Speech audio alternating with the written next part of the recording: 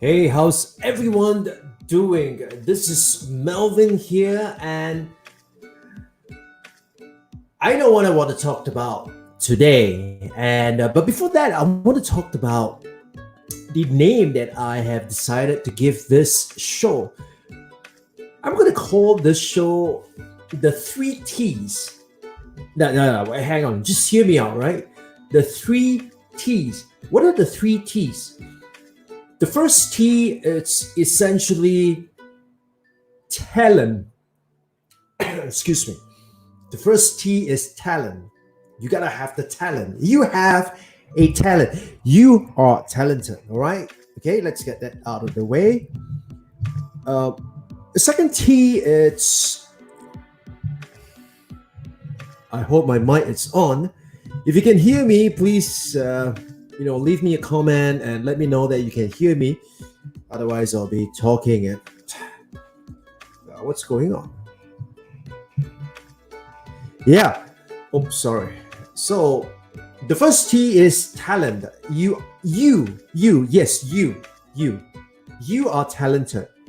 Now, why do I say that you are talented? Because each and every one of us have got a unique talent.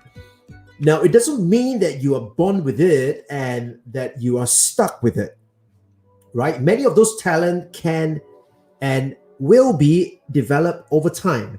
And so how do you develop the talent? You basically develop the talent by, I would say, the three P's. The first P is you are passionate about something, right? You have to have a passion, you have to have an interest. There has to be something that wakes you up every single day. That's my audio is a little wonky here today. So there has to be something that really fires you up. What is that one thing? Right? And because of that passion, that is where you start to develop the second P, and that is being proficient at it. And being proficient at it basically means that you are going to be honing your skill, sharpening your skill, and making sure that you become better every day, right? If you're passionate about something, you want to improve in that whatever thing that you're doing. And so the second P is proficient. And then the third P, in order to make sure that your talent is of a particular use, that third P, it's problem. So you have to solve a problem. Your talent has to solve a problem, because if you're the best car mechanic in the world, but none of the cars in the world ever breaks down, you are just going to be a very good car mechanic where no one needs you, right? So your talent has to solve a problem. So the three P's, once again, you must be passionate about it, you can become proficient at it, and then it must solve a problem. So that's the talent. The second T, it's it comes to one point in time where you have to teach what you know. You want to,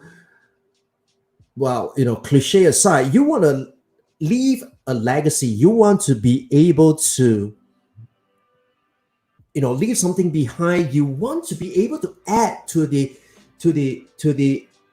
collective wisdom of things. So like when you do a master degree, when you write a thesis or you do a PhD, right, you contribute to the research, you contribute to the entire world of knowledge in that particular field itself, right? And so you teach because you want to make sure that other people are able to use what you know and to be able to benefit from it. And better still, these people can then go out there and do the same as well. Like I said, today my audio is a little wonky, so you gotta bear with me, right? And so that's the second T. You gotta teach it. You have a talent, you want to teach it. And then the third T is, no point teaching someone something and have the person acquire it but never do anything about it. So why do we learn anything? I believe we learn something because we want to be transformed. Imagine when you learn about the art of, martial arts, for example, you learn that. What happens is you become transformed as a person. Your outlook get transformed, your ideas get transformed, your behavior get transformed, your entire life get transformed. So that is what you should aim to do. I mean, you want to be able to use your talent, teach others how to use what you know to resolve that problem. And at the end of the day, you want to see a transformation in these people, right? I mean, I love to see the transformation of the teachers that I teach. I love to see the transformation of the HODs and the vice principals and the principals that I teach. I love to see the transformation in the professionals that I teach in terms of how they use LinkedIn, for example. And so the three T's, what going forward, that's what I'm going to be talking about. And of course, within each T itself, there's just so much that we can talk about. Today, I want to talk to you about this thing. And, I just came back from a run. It's been a long, long time. In fact, when I moved here, this is probably only my second time running late at night. In the past, I love to do a late run because it just gives me that it kind of just release all the stress for me, and I love it, right? And I just came back from a run, and during the run itself, I was just thinking about something, and the thing that I was thinking about was this question: why do we do what we do when we know what we know? Right? Let me say that again. Why do we do what we do when we know what we know? I mean, back then when I was smoking a pack a day, I know, right? I know that smoking kills, that smoking is going to harm me in every way, shape, and form, that as a smoker, I am disadvantaged compared to someone who is a non smoker. But having known that, why is it that I still continue to smoke? In fact, I have scheduled my day and designed my life all around smoking. I want to know where's the place I'm going so that I could get a path, when I should take a break so that I can get a path, and on and on and on. And so the question is, why do we do what we do when we know what we know? And more interestingly, it's why is it that even if we know certain thing, we know that this thing it's good for us, and yet we do not do it. Why is that so? Why is that so? That has really intrigued me for the longest time. Now, is it a situation of motivation that we are not doing it because we are not motivated enough? Or is it a situation of we do not have the resources and that's why we are not doing this thing that we are supposed to do? Or is it, we're not doing it because we are unsure? We do not want to be disappointed because we do not want to invest all this time, effort, energy, resources, money, time, and did I already say time? All this thing to invest into something and then come away thinking and come away with no results or not the desired outcome that we want to achieve. So why is it that we know that something is good for us and yet we don't do it? Well, there are a few ways to look at this. One way that we can look at it is that, I hate running. And although for someone who runs almost every day, I hate running. And the reason why I hate running is simply because you know I just think that the whole idea of running is stupid. All right, I mean, there you go. I said it. I just think the whole idea of running is stupid. But every time after I complete a run, I couldn't thank myself more for making it run itself because I feel so much better in terms of energy, in terms of clarity. Just everything works for me. And besides, it's something that I could do very quickly and get it over and done with. And so when I was on the run itself, I was thinking that what is so why is it that I know that running it's good for me and yet sometimes I just can't motivate myself enough to go for the run. And I realized one thing, right? And this one thing is very simple. It is good for you, or it's good for me, right? I'm not judging here. It's good for me, but I'm not doing because it's not easy, right? It's not easy. When something is not easy or you perceive something to be not easy, and that's where we suffer from that inertia. We suffer from the fact that we just want to, maybe kick back and maybe watching Netflix is a lot easier, right? And so we kind of push that away, and so we avoid that. But sometimes, even that thing, it's fun. There could still be a chance that we wouldn't do it. For example, I think building landing pages, putting in place an entire marketing campaign is incredibly fun and painful at the same time, right? But I can tell you the number of days where sometimes I simply procrastinated on doing that. I mean, it's just crazy. I just simply would not do it. Why? I do not know, but I just can't get myself to do it. And many a time when I reflect back on why I did not do it, it all came down to this. Because my little brain here will tell me that there are, 1001 steps. And who wants to get into something that involves 1001 steps? You know what I'm saying? So my little brain here would tell me that there is 1001 step. And because of that 1001 step that I'm thinking about, it simply overwhelms me. And when it overwhelms me, I quit, right? I quit. It's just like when you're overwhelmed by the amount of information that it's coming at you, what do? I mean, at some time in time, your mind just shut down. And so, sometimes it's because that little brain here just tells me that there is 1001 things that needs to be done. And because of that, I feel overwhelmed and I quit. Now, what's the solution here? The solution here is fairly simple, actually.